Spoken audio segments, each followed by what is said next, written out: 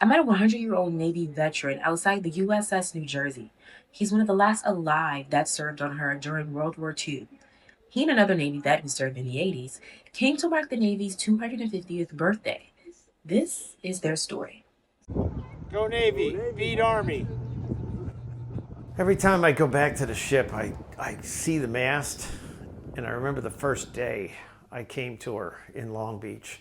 The old memories come back, the hard work, but also the fact that we were the choice crew to bring out the battleship. It just fills me with pride. We heard the New Jersey was coming out. President Reagan had made it a focal point of his 600 ship Navy with Secretary Lehman.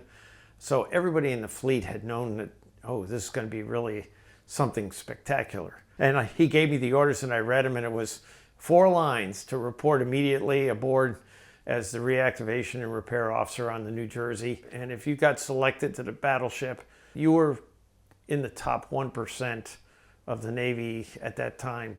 My worst moment on the ship was probably Beirut, October 23rd.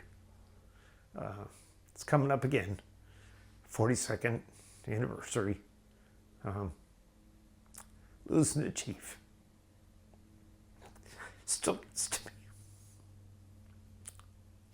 We almost lost 9 other guys that were headed home, and they had just gone for a walk that morning around the compound when the bombing happened.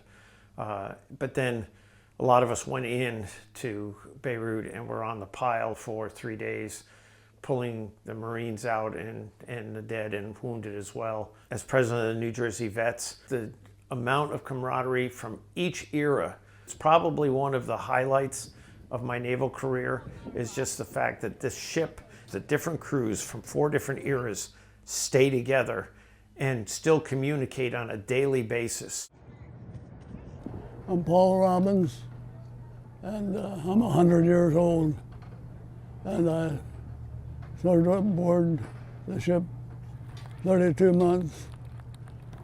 I commissioned the ship May 23rd, 1943. I graduated from high school May 23rd, 1943. My mother got the diploma, I got the ship. Who would have ever thought that this ship would live 44 different times in the war? She still has a mission. The mission is to teach the young of what it means to have gone to war to maintain peace.